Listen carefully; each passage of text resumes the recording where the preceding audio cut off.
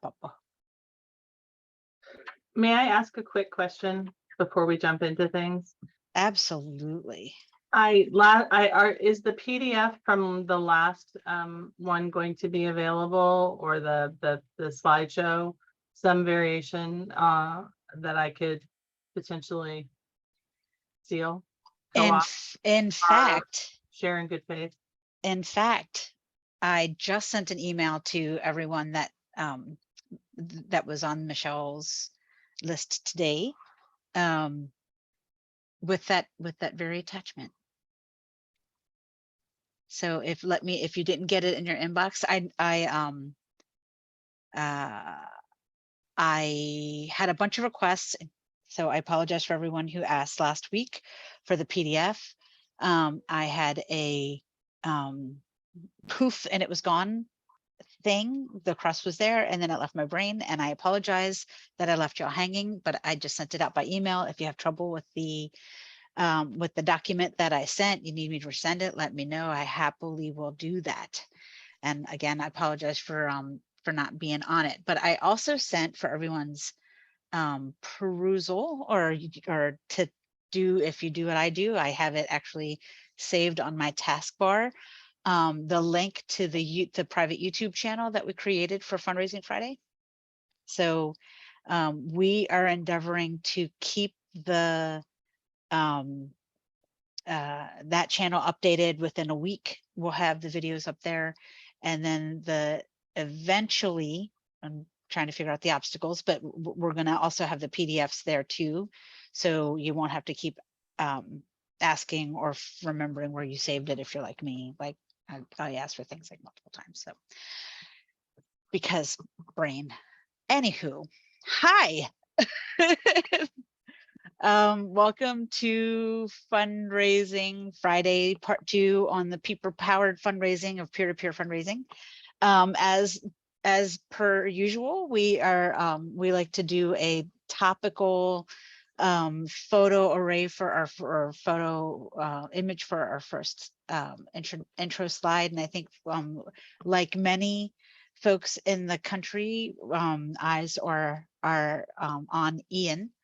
I know that it has affected the Progressive Multiplier family, and that Bethany and her family had to evacuate her part of Florida, which is almost exactly where Ian made landfall.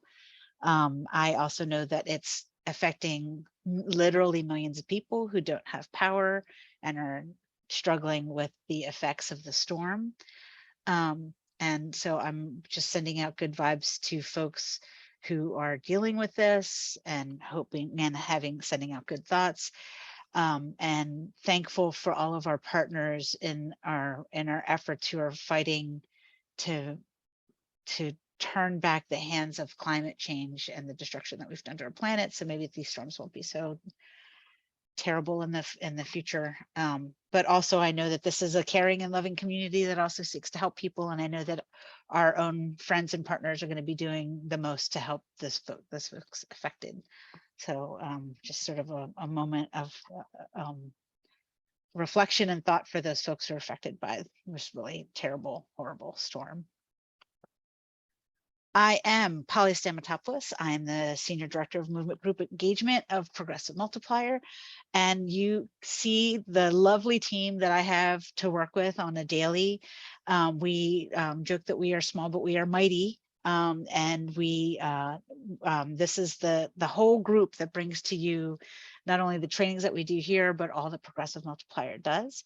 On occasion, you'll see members of the team show up at Fundraising Fridays, either in a support role, because sometimes it's just too much for me to manage all of the things, and sometimes because their expertise is being brought to bear and they're sharing content and helping with the actual training themselves.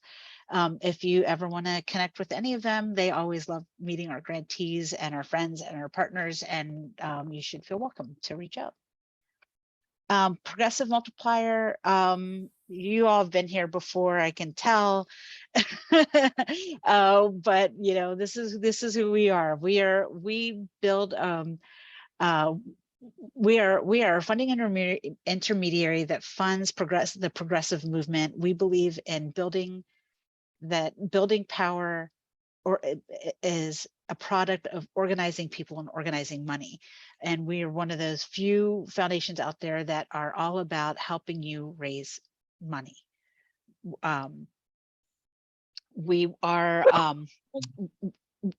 we do our grant making in a way that invests in fundraising activities to support that supports organizations that do like civic engagement type work, where we want to prove to the philanthropic sector that funding fundraising is cool and good, and we hope to do more of it ourselves. But as I said, as a funding intermediary, we raise money to give it away.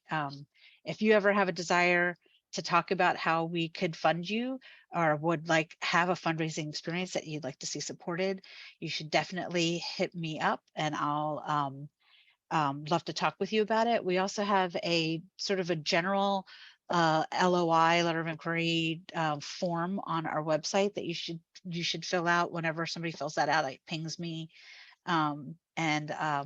That way, when we get funding, I already have like a whole bunch of folks in my pocket, and I know that have projects that are ready to roll. So it's just sort of a good thing. You don't have to wait for a call for proposals in that way.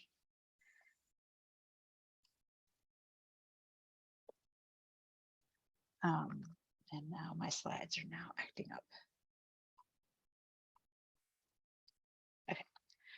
So the areas that we give funding that our program areas are in achieving justice, realizing democracy, and restoring the environment.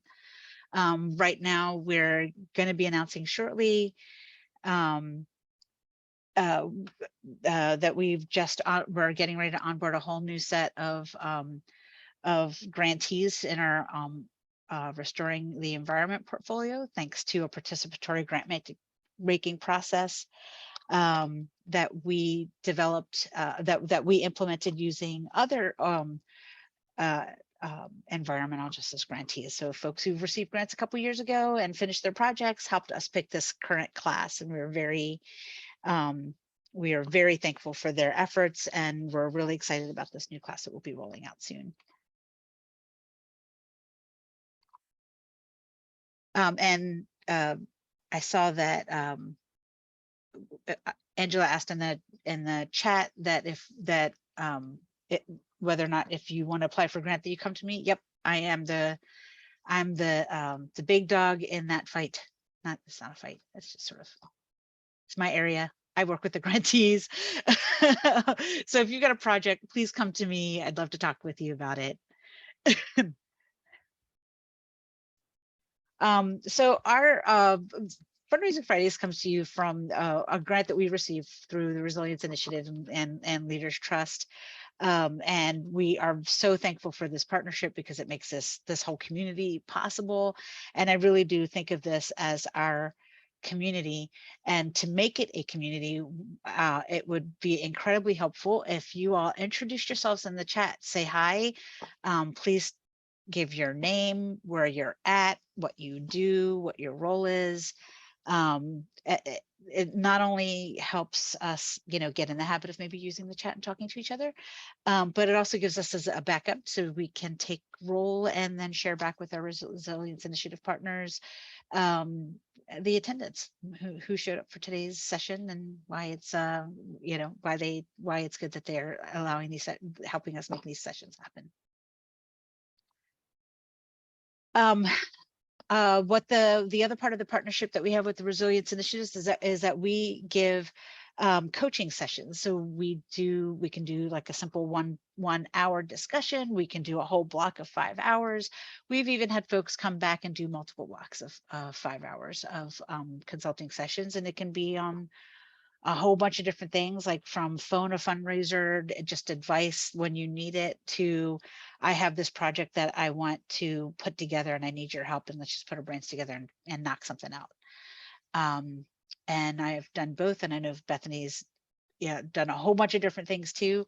I'm the one who does the one-on-one coaching, but but Bethany definitely still, those of you who've worked with her in the past, she's still very active and get pulled in, especially when I feel like I'm getting over my head and her expertise is needed. So what do we have coming up to get us through to the end of the year? The next set of subjects, as you know, we do these in twos. We're going to do hybrid events, part 1 and 2. The first part is more of the like info lecture-y. The second part, I hope, is much more discussion-y, where we get to hear from you what you guys have done. What are you planning on doing? What are your hopes, fears, and dreams about hybrid events? Just like today, I hope what we talked about is what your hopes, fears, and dreams are for peer-to-peer fundraising. In November, we're going to talk about reporting because, you know, at the end of the year, we all start doing all that reflective thinking. So we'll talk about reporting. And then in December, it's all going to be about looking forward. I will do my best to get all my research done so that I can figure out what are the trends that we see forthcoming.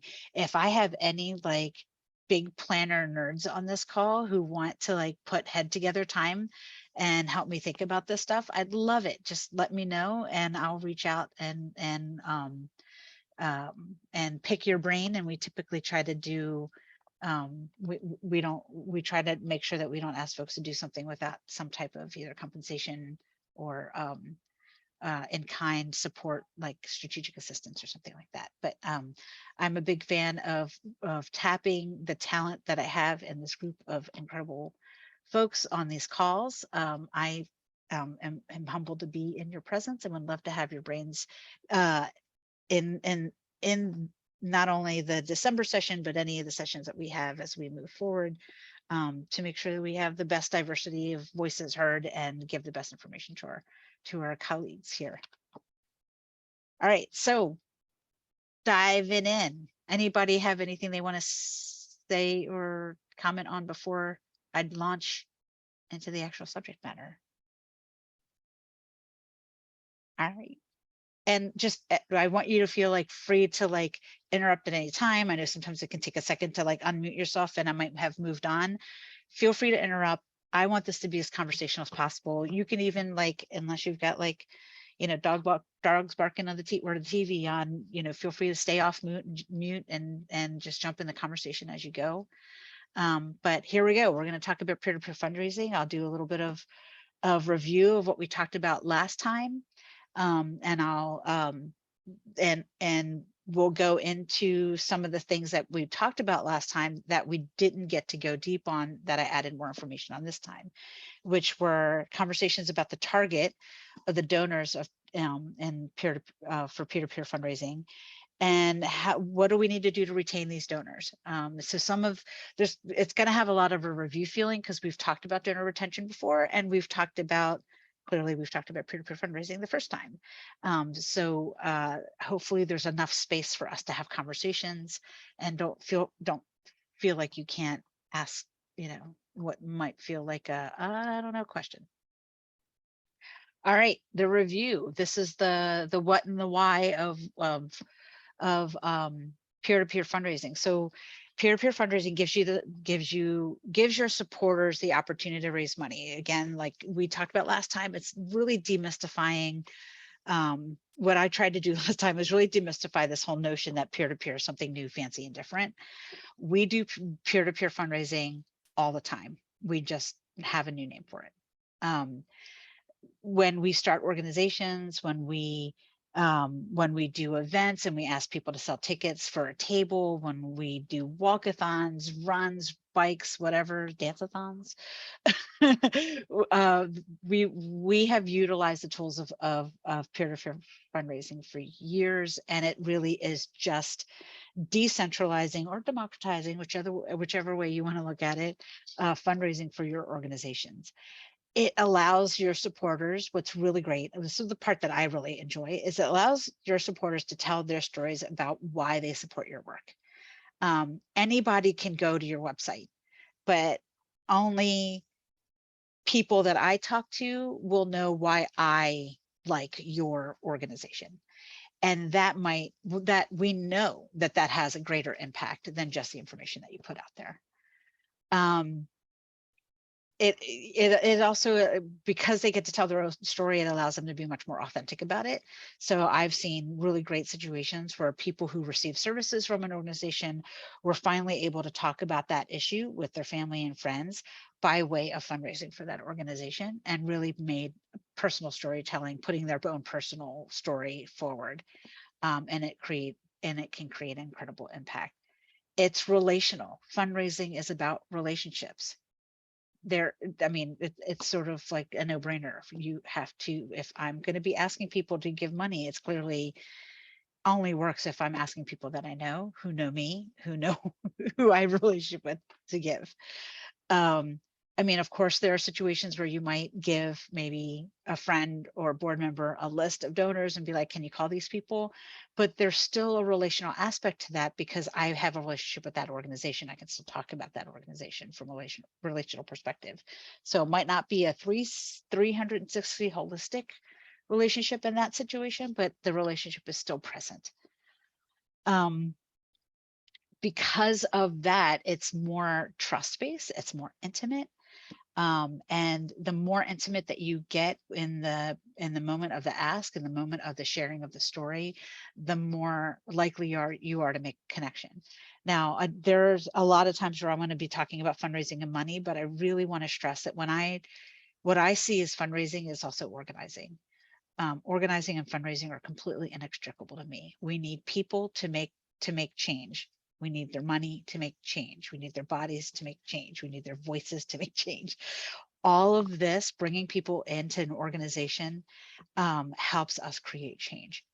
And that's why I think, like, putting this into frame, and as a relational tool is important, for especially organizations that have an advocacy mission, or who are trying to, Sisypheanly push a boulder up the hill every day.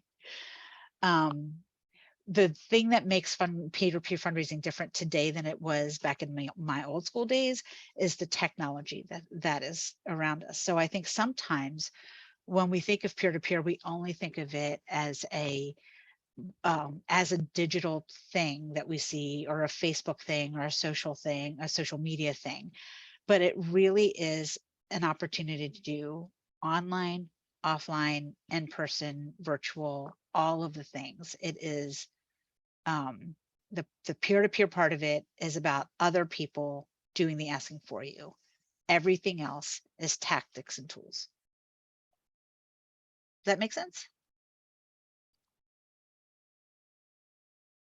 So the why around it, you know, people, especially right now, are craving experiences, and a lot of peer-to-peer fundraising happens around experiences. So it might be a giving day where people feel some sense of camaraderie around, like, of course, the big one is Giving Tuesday, but for the month of June, lots of LGBTQ folks were doing Pride fundraising. So it made people organize. So organizers, peer-to-peer fundraisers around Pride giving, were using it as an opportunity to be publicly out on their social in a very performative way. Like, I'm publicly out on my social all the time because I'm queer. But when I'm fundraising for a group, it is a different, like, I am celebrating it. I am explaining why, my life matters, and why this group is doing matters, and why I care about it, why me and my spouse care about it, and all of those things. So it creates, and what I noticed over the years is that June becomes a bigger and bigger and bigger fundraising month among my queer friends, in that everyone starts, like, maybe even have multiple social giving touch points. So, maybe the first week they'll support a trans org, and maybe in another week they'll do a more general LGBT activist org, and maybe, they'll support an event-based model one day, and the next it's just sort of general advocacy. But you see it play out all the time, and it allows people to feel like they're making a meaningful connection, even if it is in the virtual space, even if it is in the social space. When we talked about a couple sessions back, we talked about the giving crisis. One of the things that came up was the issue about skepticism, and that skepticism is possibly driving donations down. Well, it's harder to feel skeptical about an organization when your friend is like, I know them, I give to them, I trust them, I like them, look at what they're doing. It gives you a much more, um, a stronger feeling of confidence when you make a donation to that organization. If that happens for me, I know that it's happening for other people.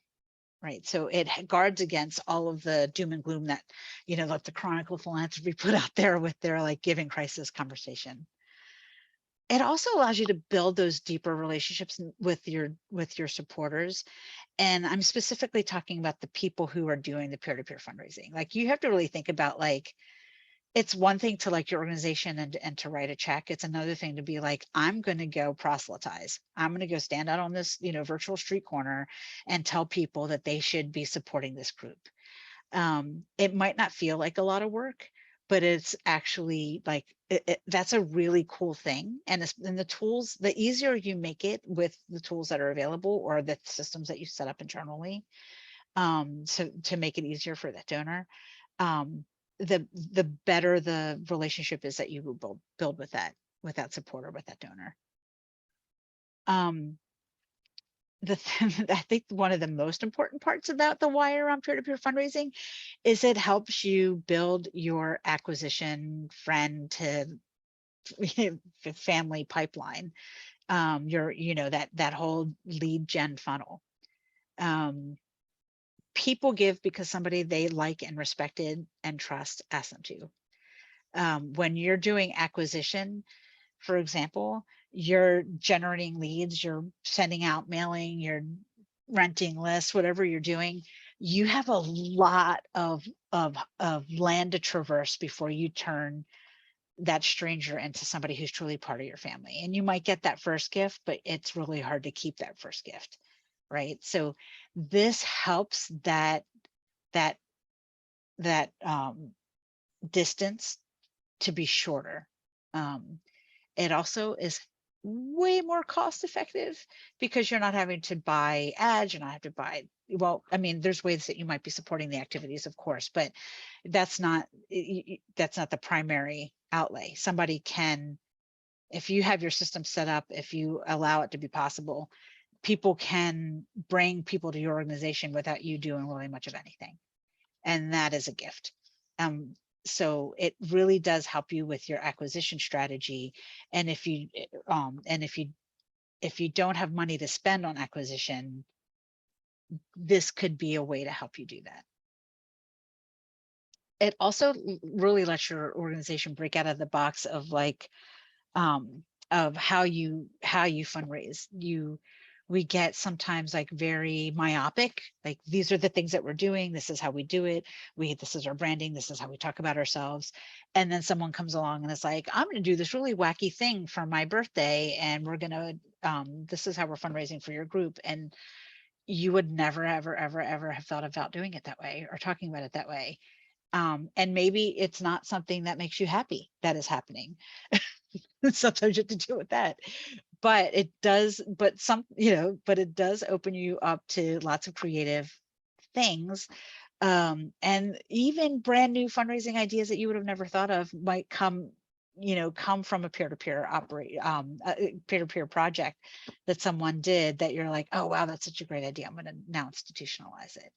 I've definitely been in organizations that, especially from an event-based standpoint, where someone came up with an event idea and it was like, so they started it with just the friendship circle, and then it just got sort of, it grew, had legs, and it grew, and then it became like the organization's main event.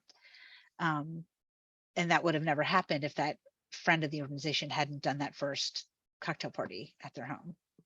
Um, so it can be a leader into something else. It doesn't, so don't, be open to possibility and open to opportunity if you go in this direction. So like I said, it's not new. Um, it shows up all the time in the way that people, in when board members ask for gifts, it shows up all the time. And when your friends ask you to sponsor their run, when you buy Girl Scout cookies, when you see the big runs and walks, we see it all the time. Now we're all just using the same words to describe it.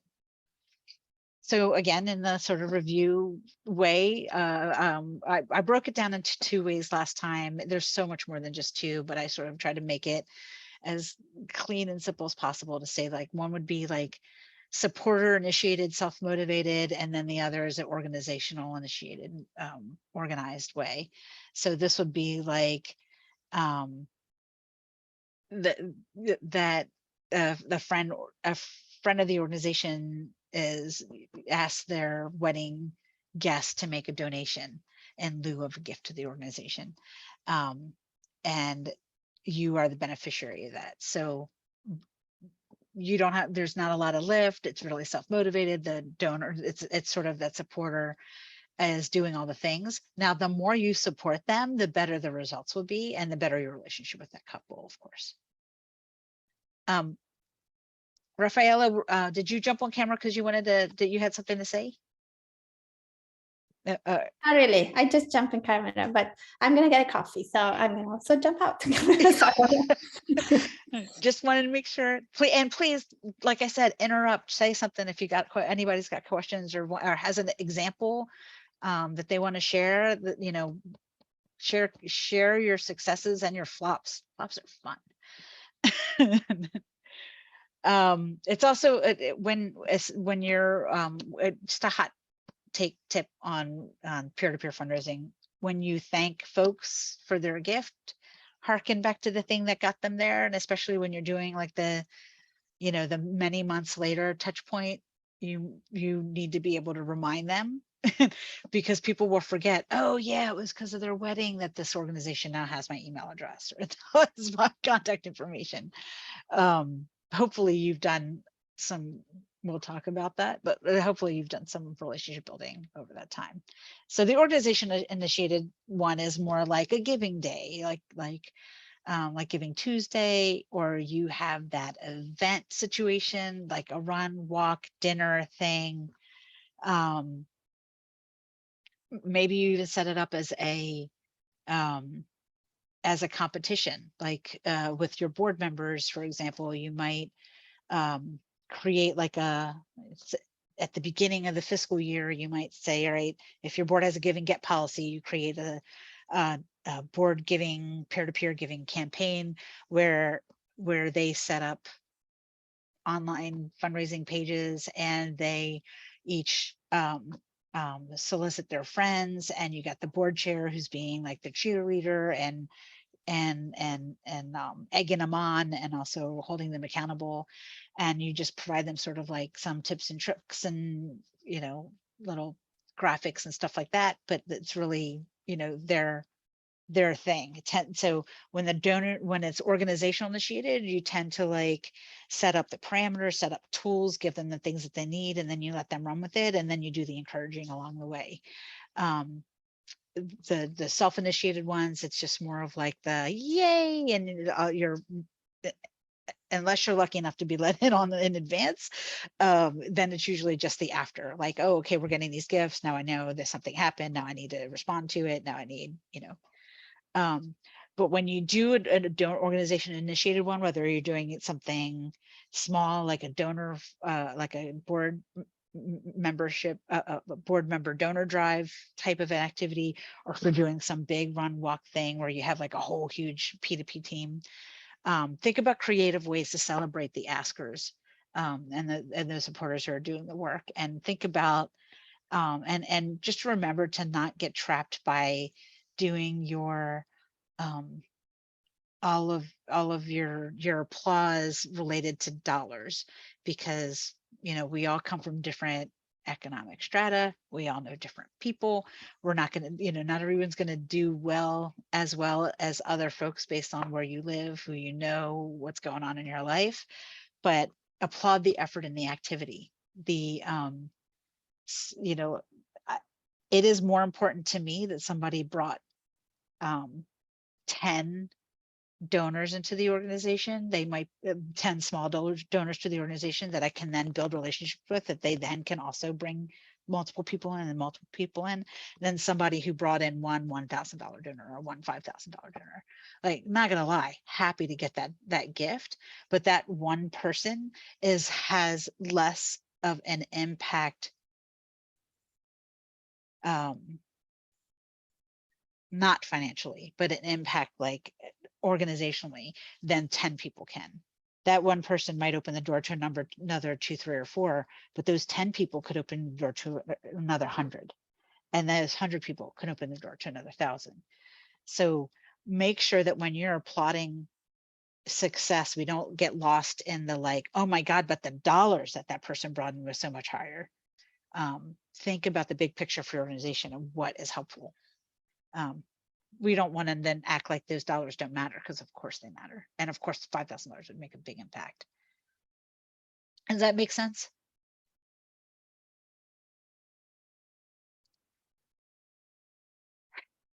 All right.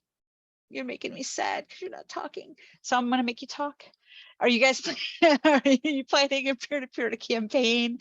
Why or why not? I want to hear from you guys.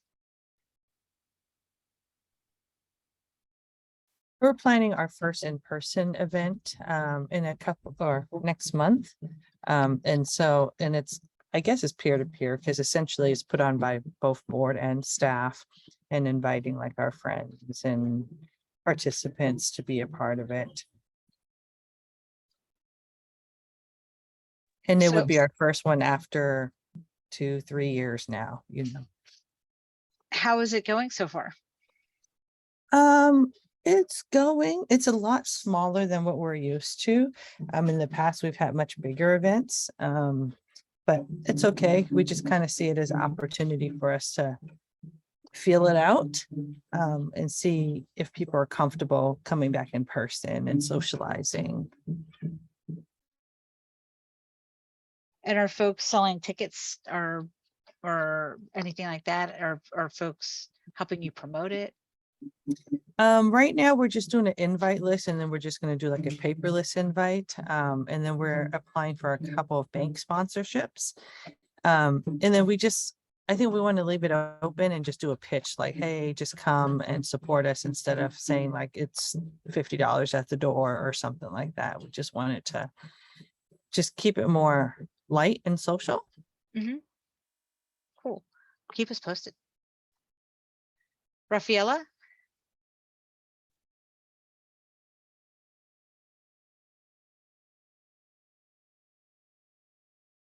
Sorry, Okay.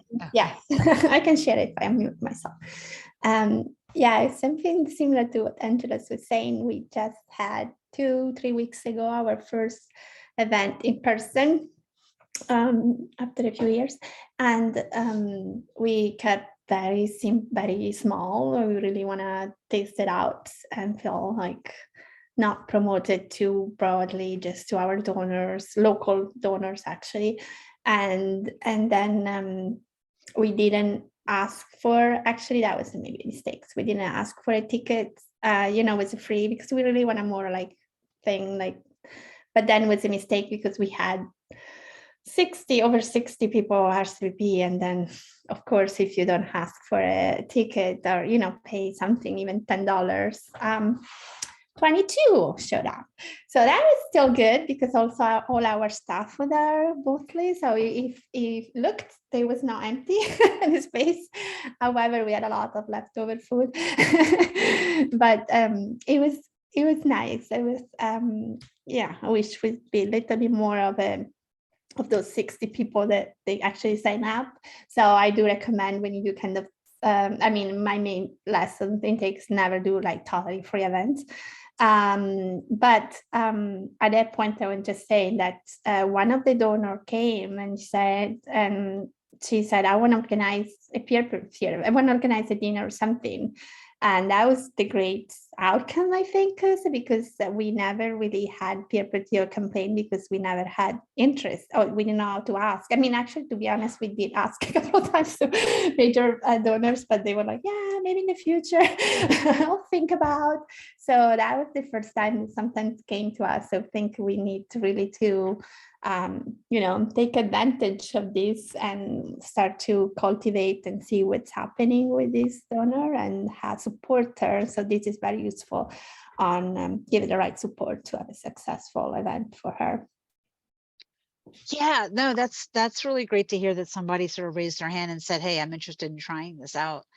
I know, I know from my own experience and watching lots of organizations, especially when they were small and growing, like small coffee and cake things or dinner parties or cocktail, whatever, however you want to label it, were ways that they grew lists. Like, you know, literally, you know, like board, I would be tapped to be, you know, as a friend of the organization to have something at my home, or I, you know, was called by the development director and they said, okay, now let's think about your guest lists. And I'd say, oh, these are the people I want to ask. And they'd say, well, why? And they'd ask me like to really think about who should I be inviting? And those are like the conversations that you could have with this donor. Like, I think people who are uninitiated into fundraising will just be like, I'm going to invite all my richest friends. And it's like, well, that'd be great, but do they care about the subject matter? I don't necessarily need a bunch of wealthy people who don't like our mission in the room. I'd rather have folks who do like our mission at whatever income level that they have, because we need, you know, we don't want just a pity gift. We want we want an ally. We want a partner in this. And so I, you know, I would coach, whether I was the fundraiser or the person organizing it, coach through like how to form the list and how many, you know, how many people do you feel like you can do? And of course, putting the onus on them to pay for the event, you know, like we're not putting an event on at your home. This is your event. So if you're going to do dinner, you have to think about what it's going to cost you. And then you have to think about like what you want us to say. And then it becomes also the onus with, especially an event situation, on the organization to be prepared to handle the situation. So you need to think about like, are you going to come with like donation envelopes, old school? Are you going to have business cards or something like that with your URL and a QR code?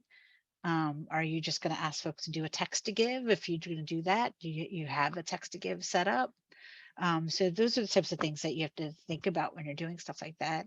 And you're suggesting probably, sorry, that probably somebody from us should be there, right? To kind of be a testimony.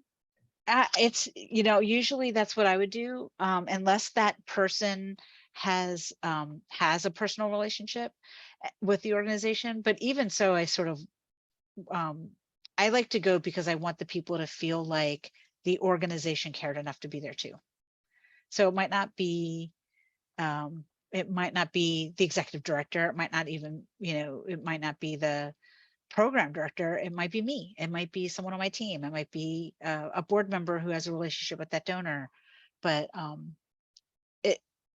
it does give a different sense of like, yeah, we care, to when someone from the organization is there.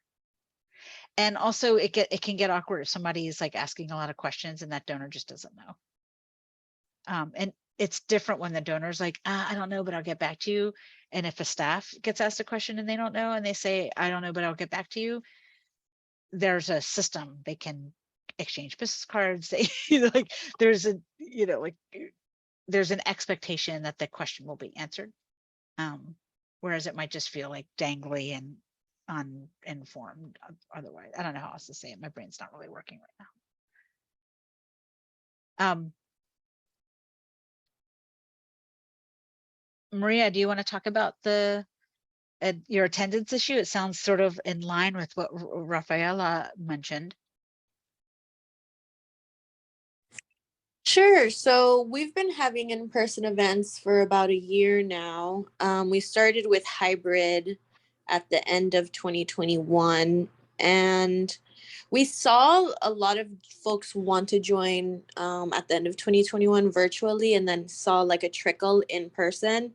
And then this year we held we tried the hybrid again with like a virtual cooking class, and we saw the in-person completely outperform the like people joining via Zoom. But the events still feel very intimate. And I think we held like an outdoor concert and we had about 75 RSVPs, but we had maybe 30% of those people show up. So it was mostly like 25, 30 people actually in attendance, which we usually have about 50 to 60% of the RSVPs show up. So it was pretty low. And we did do confirmation calls and stuff. So we were kind of confused by the low turnout. And I think my organization is feeling pressure to start hosting bigger events and is like confused as to why a lot of people are not showing up. And so I was just wondering whether other people are experiencing the same thing, or like how you're motivating people to go out to events. Because we've tried like creative things and they do get people to RSVP, but not necessarily like attend. Yeah, to be honest, I went also because we like to go see other events, how they do, better than us. And recently I went to a food bank, a local food bank. It's big, and I imagine they have a big donor base. And they haven't done, they've done this outdoor driving show kind of, which is super cool idea. Um, uh, but since the pandemic, so they changed from their gala format to go to this drive-in, and then they have tables in the middle where you eat, but also they show in the big screen all their impacts and the videos and stuff like that. It was empty, that one too. It felt like so sad because ours was a little space and felt like, okay, it's good. But that was a huge drive-in, maybe 20 cars. It's like, oh, it's not good. So I think, yeah, I totally might see that point. People just not comfortable showing up, or they might just take a while too. Yeah, I do think that there is something to the intimacy factor. I think, well, all right, there's a lot of things I think. The intimacy factor, I think, is one, that we sometimes want the room to be full, but that maybe we shouldn't be thinking that way. Maybe we should be focusing smaller, more intimate, higher touch, and when for a little while. But then you also have to do your sort of like, is this worth it? Like, if I'm going to put a lot of effort into doing something, an event, is it worth it for it to be smaller? But if you plan smaller and you have a small showing, it hurts your feelings a lot less, and you waste less money than if you plan bigger and you have a lower attendance. I feel like over the years, seems to be getting worse with people who are RSVPing for events and not showing. And I'm not sure if it's the no cost issue, because I feel like I'm hearing from folks that even ticketed events are getting a lot of no shows. Is anybody seeing that too? Yeah, I say All of our events have been ticketed, so people have like given and then just still not shown up. I'm wondering, maybe it's a test that folks can run and then like let me know how it did, to say, I'd like to, they give people the ticketing options, be like, I'd like to purchase a ticket, and then have a follow-up bubble come up. I will be attending. I may or may not be attending. I haven't decided if I'll be there, but I'm buying the ticket anyway. And I'm just buying the ticket. I will not be in attendance. Go ahead, Maria. That's a really good idea. What we, I may actually kind of edit the page. What we did instead was like, we added a button that allowed people to re-gift their ticket. So like if they knew that they were likely to not attend, they could forward the ticket to someone else, so that we will hopefully at least have a body in the room instead of them. But we shall see how that goes. We haven't seen whether it's actually helpful. Yeah, I can't wait to hear about that. That's a nice option. May I inquire what platform you're using to do that? Is that Eventbrite or? We use Every Action. Every Action. Okay. Thank you. Yeah, I mean, I'm trying to think of like, when I started to hear about this happening, I feel like more intensely. I tried to think back into my head if I've ever experienced this, and I think the most that I ever, the place where I saw it the most was when in the gala world, when like a sponsored table, somebody sponsored something and they got a table with it, and then we had to beg them to give us the names of the people who were actually going to be sitting in the seats because we didn't want empty tables at our gala. And if they didn't have names, to like, could we give away your seats, please? Because we don't want empty seats at our gala. And then, you know, in those situations, we had to basically like create systems to be like, do you want your table? These are the things that you get for your sponsorship. Do you want your table? If you don't want your table, then, you know, let us know in advance so that we can hedge against that. That had its pros and cons, because of course we wanted those big corporate staff there, but they often didn't send those big corporate staff. They sent like interns and, you know, the people who they weren't paying to come to the event. So they didn't have influence. They didn't really care about the mission. They didn't, you know, like we didn't really get anything out of it. I'm wondering if there's something to that. So do people like think about your own behavior when you respond to an event? Is there something that makes you not attend when you said you would? And is there a way that we can plan for that? Like from a peer-to-peer perspective, I know that if my friend got me to go, you know, said, hey, I'm going to this event, you need to come, you know, buy this ticket, come with, because I'll be there. I'm going to go because I made a promise to a friend. So that's the other benefit of using in this scenario is really, you know, like you can use your hosts if you have a hosts committee sort of situation where basically your hosts are your peers. They're the people who are going out there to do that type of soliciting. They can then wrangle their people and be like, hey, I'm looking forward to seeing you.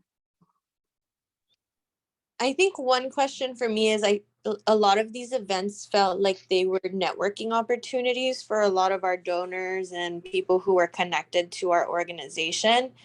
And I honestly feel like culturally people don't care about networking as much as they used to.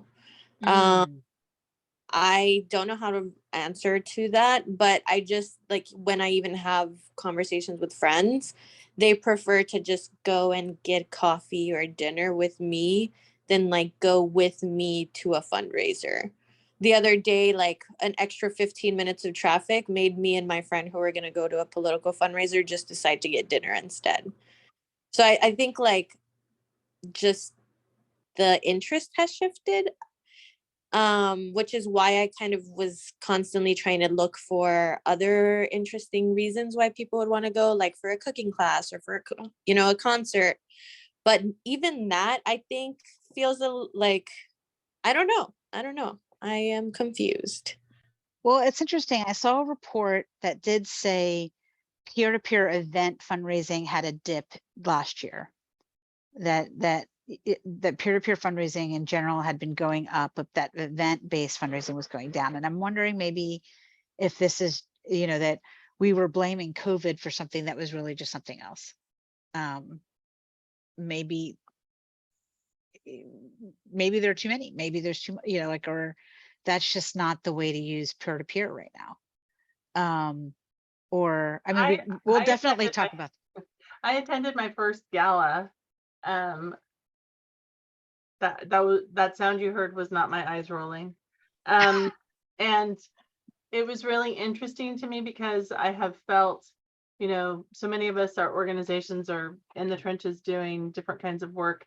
I know it says we're a museum, but we're actually an activator for environmental education and equity. And so we're doing things like trying to figure out how to get kids to places and funding for things like that. And I had told the board that I felt like it was, you know, the galas were really not the way to go. And they wanted to attend this one as an organization because it was an important environmental event that they were celebrating. And so we masked up and put on sparkly shoes, and watching it transpire and watching how people reacted, I feel like I misread my community in a really interesting way. However, there are more and more events every single weekend. I'm watching everyone ramp up their event-based fundraising, and I'm listening to you folks talk, and I still am feeling that, like, in terms of deep solvency, that event-based fundraising is not going to lead the charge for us. I think that the size of your organization and the amount of energy, because of course, people often don't calculate the back end investment of time and their staff and their resources and what it takes. But I don't know. I think it's interesting to hear you talking about like folks buying a table and not attending. I mean, does anyone else have any input on this idea? Am I completely off the mark on peer-to-peer fundraising happening in a deeper way in these larger scale events where people are talking to each other in person and networking? My sense is really that we are still needing to have those more individuated personal conversations, be it via social media or in person. I tend to agree with you. I so I came up in fundraising through organizing, as I've said before, but also through heavily events and also foundation stuff, right? Like people's comfort zones, writing. Let me tell you the story because I can't possibly tell you briefly. Pages and pages of proposals, and then let's throw a party. And we all know that event fundraising is the most expensive, right? And which is why we're having a whole discussion about event fundraising.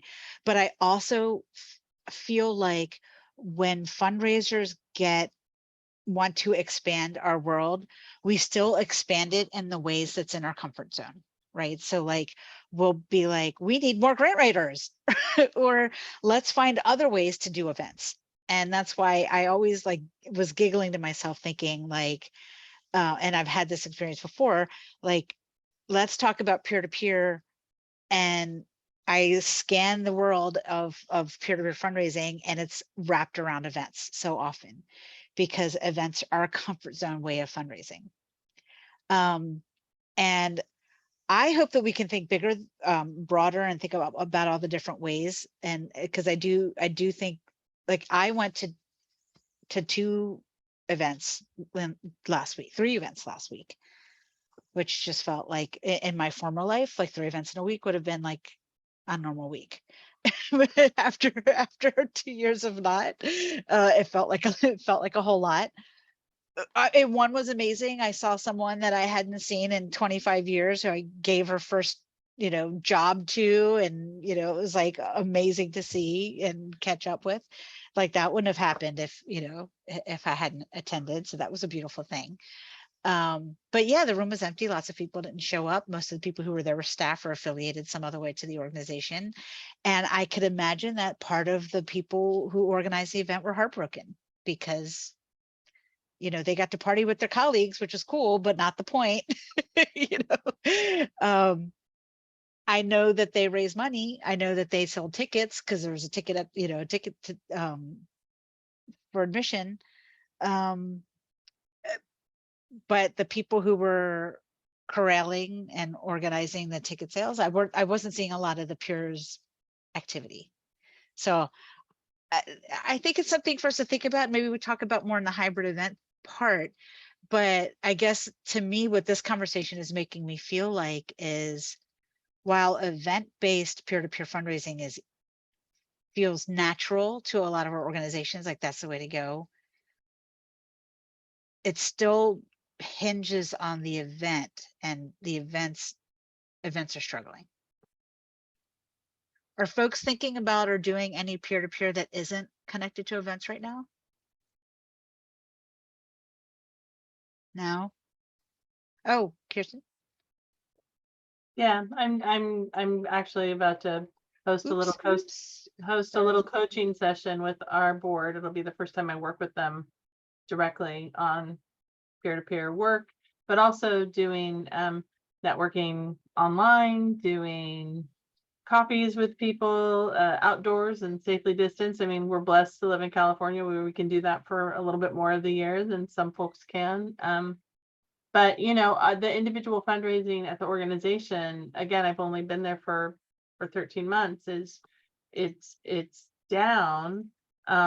So getting creative about the new revenue streams that we're building and the types of grants that we're applying for, like, it's a really good time for all of us to be assessing that. But I love hearing about some of these events that folks are hosting that are not necessarily let's sit down and listen to someone talk. Like we have a couple of outdoor, everything is outdoors. We're a very, very small building, vintage building. And so we've done everything we do, which is smaller scale than in the past, outdoors and on site. But every element of the traditional fundraising, listening to someone talk, having envelopes on the table, like we just pulled all of it and it made everything free just to get people engaging with us as an organization again and reminding them of the work that we're doing. And now we're starting to think about what elements do we start to add back in, since we're not charging people to come to things. How do we inspire them to give rather than charging them for participating? I don't know. It's an interesting time, because as folks were saying, people will register for things, which we do have a limited capacity. So we have people register online, but then if we're not charging, or we're charging a nominal fee like $5 or $10, when they don't show up, it really does impact our, our ability to get with them and talk about money.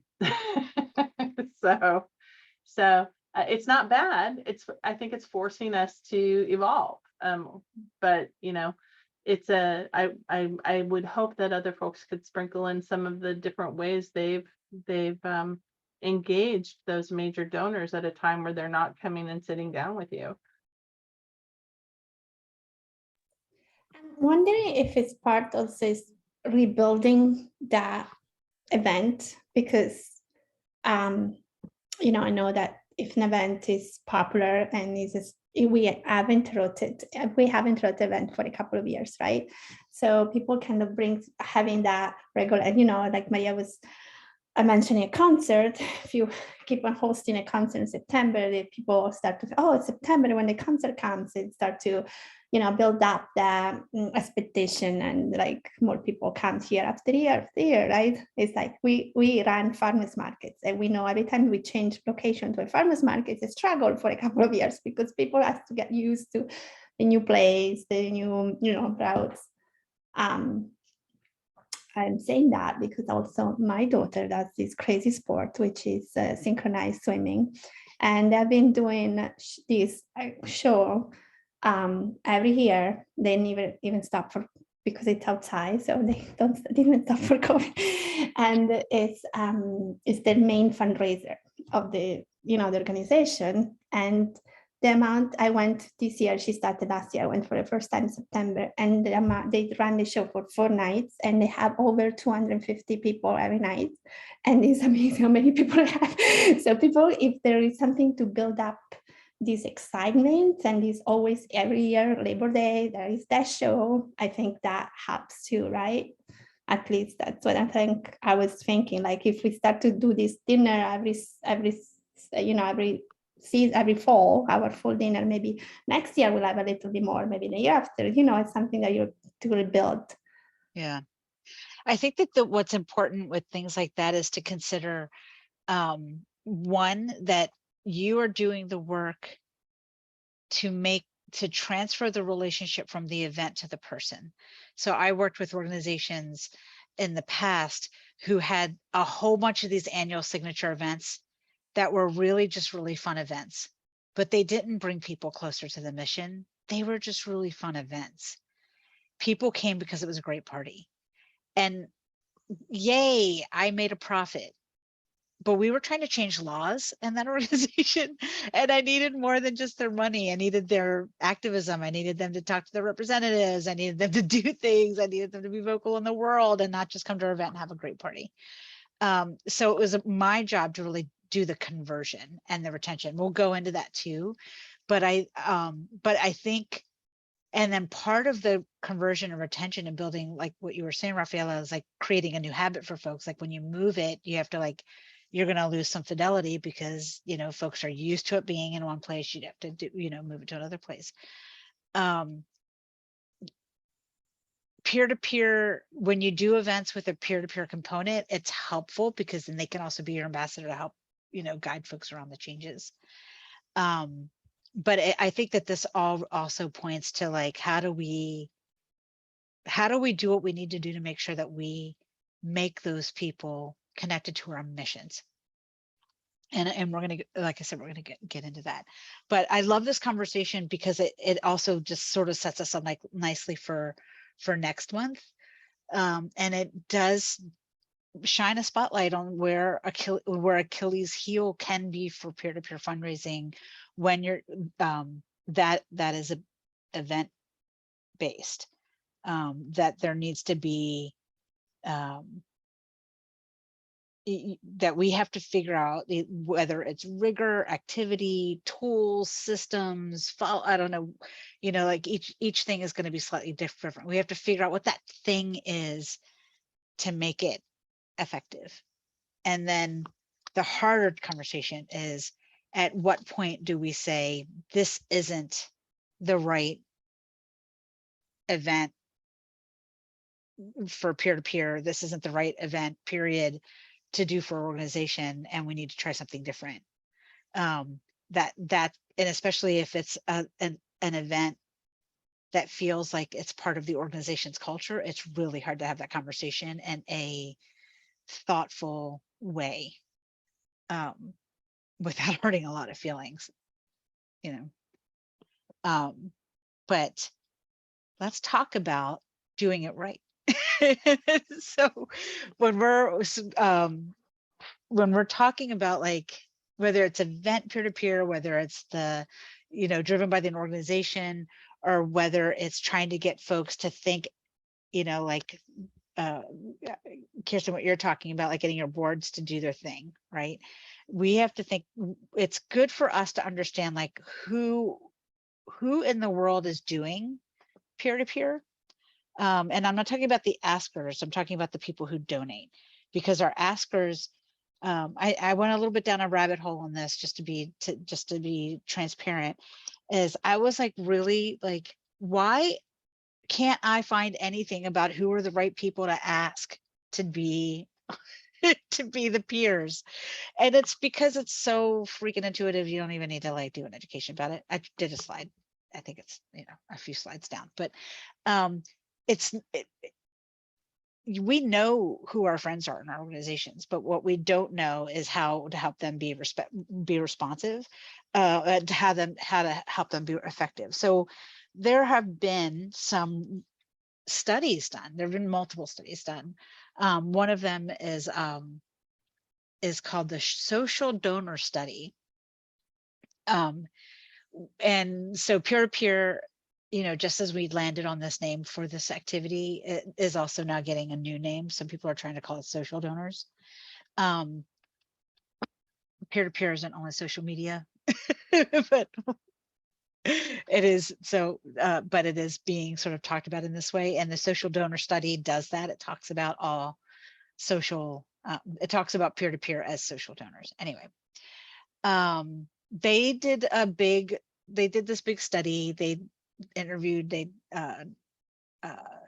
solicited input from 1,000 people, and then they extrapolated data from lots of different sources, and they found out that about a quarter of the population has participated in peer-to-peer fundraising campaign in some way or another, and that the interesting parts, I think, for our purposes, is that most of the people who participate in peer-to-peer fundraising don't know much about their organizations, and most of the people who give are first-time donors, which is sort of the point, right? Which is why we keep talking about peer-to-peer as a great way to do acquisition. If they say the average peer-to-peer fundraiser brings in about 6 new donors to your organization, if half of those are new, that's great. If you have 10 people participating in a peer-to-peer fundraising campaign for Giving Tuesday, and those 10 people bring 60 new donors to your organization, and or bring 60 donors to the organization, and half of those are new, that ain't so bad. And it's your job to convert those donors and make those donors become more sticky, and then they can participate in Giving Tuesday, and they can tell 10 friends, and so on and so on. The older people on this call will know that reference. the other interesting piece of information, it was interesting to me at least, is that most of the donors were driven by the difference, the difference making that their gift would make. It wasn't like about the social good or the social impact, but it was like, if you do this, then this will happen. You know, like the $10 will feed a needy family sort of thing. But it doesn't have to be the $10 feeds a needy family. It could be the, you know, the $10 makes, you know, creates blah, blah, blah for blah, blah, blah. I'm sort of spacing at the moment. Um, helps our organizers knock on more doors, helps our, but they're, you know, they want to see impact points. So drilling down and sharing, providing information, especially during, if you're doing like anything around like Giving Tuesday and stuff like that, try to get a bunch of like bullet points of things of like, if you give this, we can then do that. It doesn't have to be like the guilty feed the family thing, but it can be like, we can knock on more doors. We can have more classes for kids on blah, blah, blah. We can do, you know, you guys know your stories. I need clearly more caffeine. 54% said they would give again in the same way. Now, we know that what people think that they're going to do and what they actually do can be two different things. I feel like I live that my whole life every day. But we also know what's interesting to note here is that first-time donors tend to make a second gift 36% of the time. So 54% said that they would give a second gift in the same way, not at all, but in the same way. So that to me means that that you've already closed the gap when you do peer-to-peer fundraising between a first-time giver and a second-time giver. When somebody gives a second gift, they're more in the 65%, 60 to 65% range that they'll give a third gift. Just because of the intimacy that is built into the peer-to-peer fundraising, we may be narrowing that gap, which means that they may have a higher retention rate. The truth in this is going to be connected to your communications afterwards. How good of a job are you doing in retaining that donor? The other part that I found interesting is that almost 90% of those said that they, you know, would be down with, you know, them being solicited again by the same friend. So what that tells me is that there's good news and bad news there. Is that the good news is they liked the experience enough and their friend enough to say that they would give again if their friend asked them to. It underscores the whole, like, someone they know and trusted asked and therefore they gave. But it also underscores that maybe we need to do a better job of really trying to transfer that relationship onto the organization. What's missing, I think, in the analysis is it doesn't say that they would only give if that person asked them again. I'm just curious to see how many of those people would, what the retention rates for peer-to-peer are in a more broad, bigger picture. And that's unfortunately the social donor study didn't get into that level of detail. So the social donor study, it's out there, it's in the world. I tried to download it to share, but their link was funky. So I left the link there for you all. So if you wanted to hunt it down to take a look at it, but I did find this information interesting in that they have this like they actually have like a 3-prong way of looking at peer-to-peer donors. They have the, you know, the fundraising run, walk, or whatever. And then the other is like a challenge or birthday situation. And to me, it's a little bit of a fine line between those two, but that's their line. I think I think that one of the things that I found interesting here was that there isn't like a major barrier to peer-to-peer fundraising based on like age demographic, for example. It does not surprise me that Gen Z is not very active in this arena, but I also just sort of think of like what's going on in their lives. That's not typically, that age group is typical. That's not a donor responsive age group in general. And that's okay. We see significant jumps in the next generations. And I would imagine that we fast forward 3 or 5 years and we'll see those Gen Z numbers grow significantly, because they're going to be in different state in their lives. I often would prefer to see data like this based on age ranges rather than generations. Because I think we sometimes conflate the two. When that's not what we should be doing. It did not surprise me that, people who are made more than $200,000 a year were not doing peer-to-peer fundraising, but I think it didn't surprise me because I think that we don't think of them in that way. We tend to put them in our major donor categories. We tend to treat them very differently, a little bit with kid gloves, stuff like that. But you can see, like, people who make 25 to 50,000 are participating pretty similarly to people who are, making 50 to 100. So, I just sort of think it's good to see a little bit of a demystifying of, or to me, data like this makes me feel like I don't have to like focus on a certain type of person. Most of the people in our databases are going to fall in one of these buckets, or multiple of these buckets and categories that say that they're prime to be solicited to do peer-to-peer fundraising.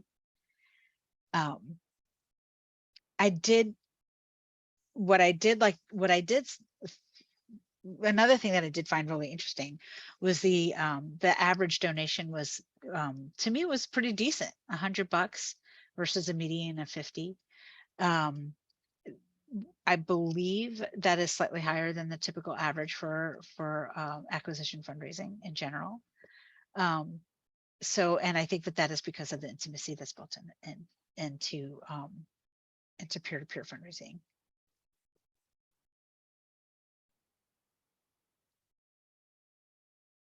So when they asked them what were the motivations, they mostly were like, for people who gave, like, what was the barrier that broke? It was like that. It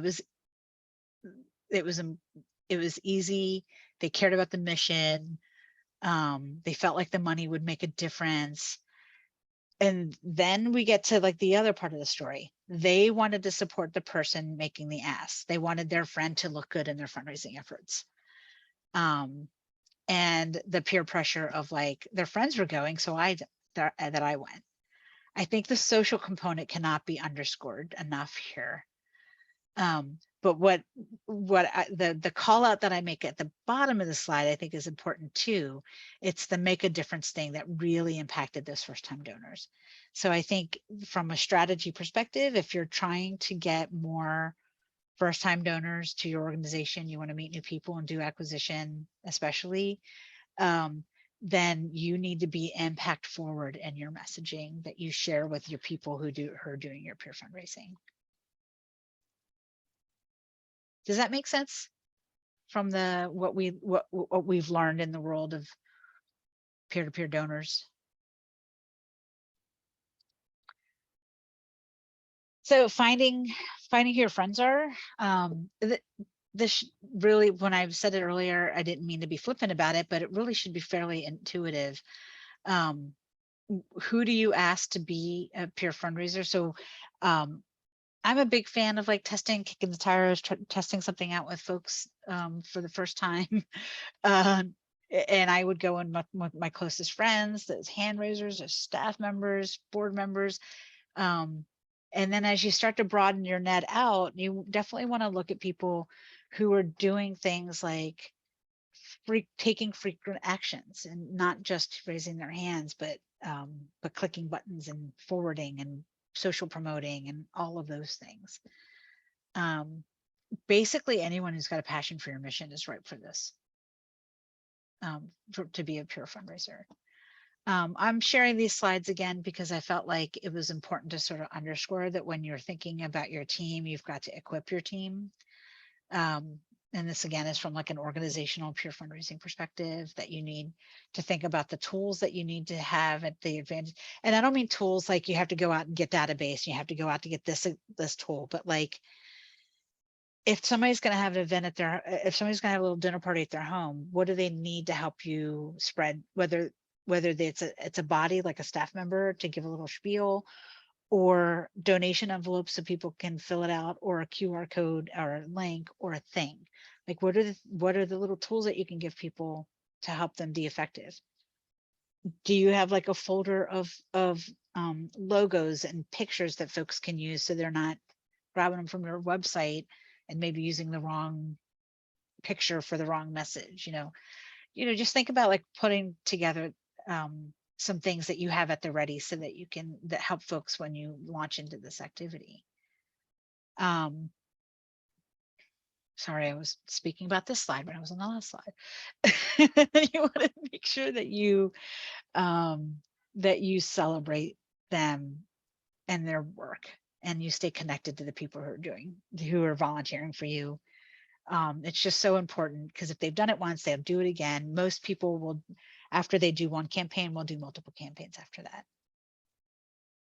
All right, so when we talk about retaining donors, this part of the social study, I found the social donor study was really interesting to me. And what this picture means, are the solid bars mean that they felt that this type of thanking was important to them, and the bars that are like an outline were things that they actually received. And I found it interesting that people all got the email thank you. They said that it wasn't that hugely impactful to them, but the thing that was really impactful was when they were told that their donation made a difference.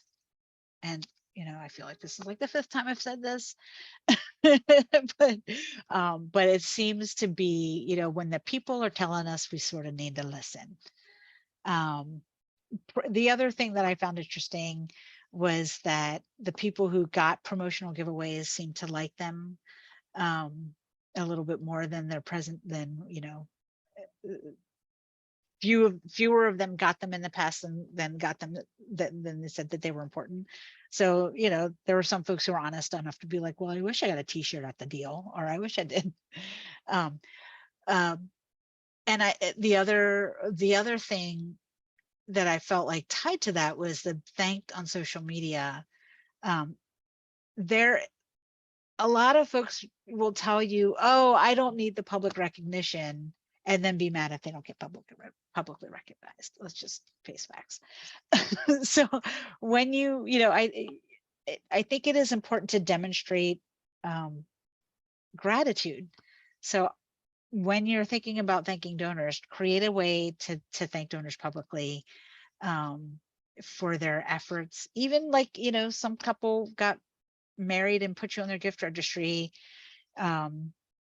You can do a shout, you can ask them if it's okay, but you can do a shout out and thank them on social media and congratulate the happy couple, on social. I'm sure the couples that I know who have done that were like blissed out when the organizations gave a shout out about their wedding.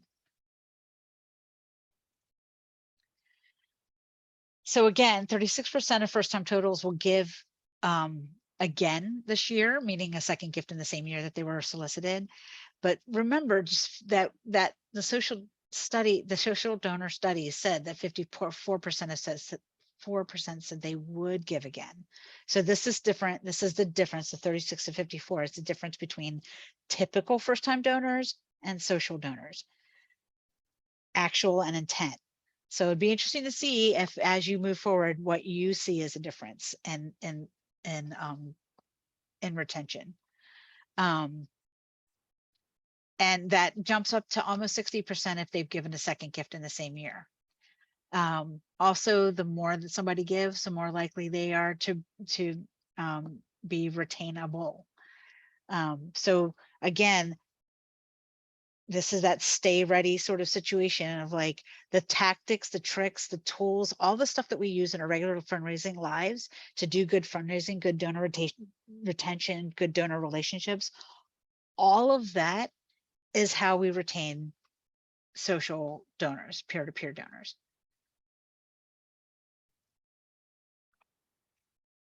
And again, relationship building is a key to donor retention, as always. And I always, I think for decades now have made the joke of like, donor retention and thanking is about loving the one you're with. We spend sometimes a lot of time like chasing those potential donors that are out in the world. And we have to make sure that we spend the time to love on the people that we have in our lives. So cultivate them, reference back to the way that they came in, whether we're talking about peer-to-peer or because they responded to an activist campaign. You got to communicate with them frequently. You got to get their feedback. And you got to ask them to give again, because donors that give a second gift after their second gift are 60% more likely to give again. And just another tip that we've shared previously about thanking them, personal. A receipt is not a thank you. It's got to come from a place of sincerity. When it's peer-to-peer, you've got to connect back to the issue. There's got to be an impact statement, and you've got to lay the groundwork for future communications. If you don't have a welcome series, you got to build out a welcome series that includes thanks. So even though you sent the receipt, your welcome series should also harken back to a thank.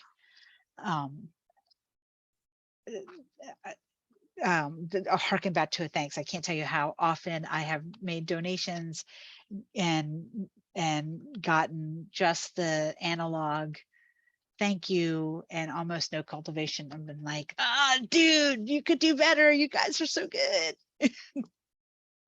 So what are you guys thinking now?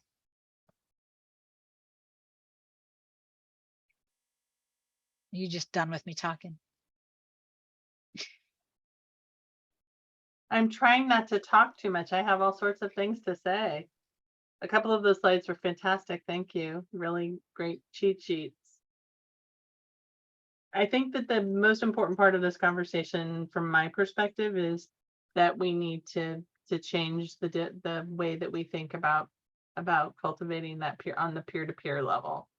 And that social is more integral than I sometimes like to think of it as being, as one of the new intimate formats for donor cultivation, especially if we're giving folks good tools to interact with their networks with.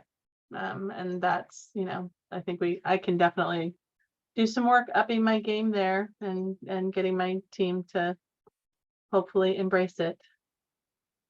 Yeah, I mean, I feel like throughout my life as a fundraiser, I have had to ask people, give me your list. Can I have your list? Are there people that you know? Can you invite? And the barrier has always been like, folks don't want to give out their friends' mailing address and email addresses and phone numbers. And what the tools that are out in the world today allow us to do is allows them to make to connect us with those people without doing the thing that has been their barrier all of those years that we've dealt with it in the past. I feel like most of the people who've talked have mentioned databases that they've used, either Every Action or there's Fundraise. There's just lots of tools out there. If you Googled free peer-to-peer fundraising tools, there's like literally dozens out there. So you don't even, there's lots of opportunities to create giving pages,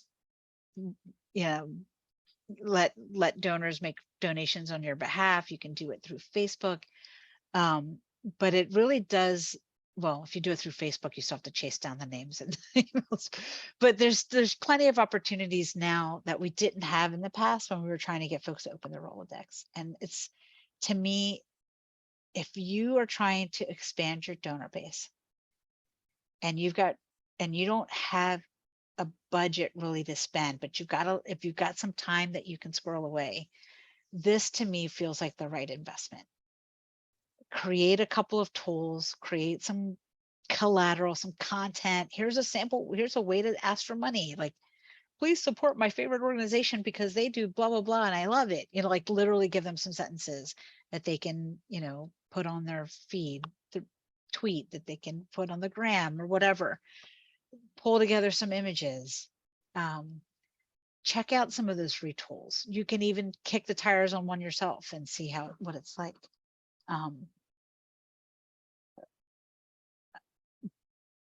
Every other way to do acquisition is going to cost an investment. It's going to, you know, and then of course, there's also like, think about the ways that you can incorporate peer-to-peer in what you're already doing. I mean, events, as we did talk about already, are really straightforward way to do peer-to-peer fundraising to help your event become more full, you know, to get more attendees, to get more participation. But yeah, there's lots of things to think about. Well, I appreciate y'all so much. Thank you for the hearty conversation there in the middle. It gave me a lot of fodder for next session. I look forward to seeing y'all on the next one, hybrid events. And I hope you have a fantastic weekend. Thank you, Polly. Thank you. Thank you, Rafaela. I'm gonna email you. I think I need to hit you up before I talk to my board next time. Maybe I can schedule some time. If you need if you want some one-on-one time, reach out to Michelle Mingle with Resilience Initiative, and she can get you a block of time. Yeah, I know I've talked about it now for a while. It's just finding the block for me.